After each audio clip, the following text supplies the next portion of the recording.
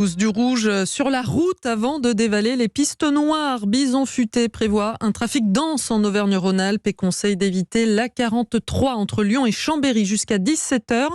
Pour la zone A, c'est donc le début des vacances d'hiver en montagne, mais pas seulement. Bonjour Geoffrey Branger. Bonjour.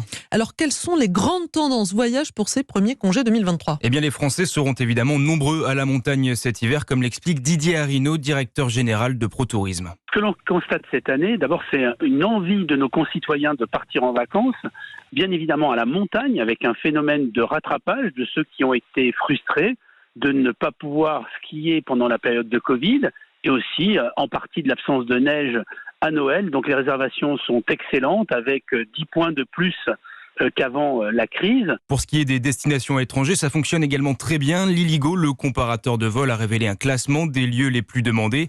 Et forcément, les Français cherchent le soleil en première position. Et c'est une première, Bangkok, la capitale de la Thaïlande, suivie de Pointe-à-Pitre en Guadeloupe et de Marrakech. En bref, dans ce classement, on retrouve également Lisbonne, Dubaï ou encore Istanbul. Et alors, est-ce qu'on sait, Geoffrey, si les Français vont changer leurs habitudes cette année ? Oui, avec la baisse du pouvoir d'achat, la guerre en Ukraine ou encore les perspectives de grève contre la réforme des retraites, on pourrait penser que ces vacances seront plutôt calmes. Eh bien, c'est tout le contraire selon Didier Arinaud.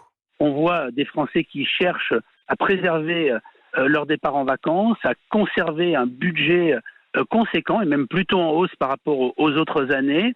Ils font des arbitrages sur d'autres postes qu'ils estiment moins fondamentaux, mais ils cherchent avant tout à faire un break de plaisir partagé dans un contexte anxiogène. Partir coûte que coûte, mais différemment selon les professionnels du secteur, moins loin, moins longtemps et avec un budget plus serré. Les précisions de Geoffrey Branger qui aimerait aussi sans doute partir en vacances. Alors on rappelle que seulement un quart des Français quand même comptent partir à cette période.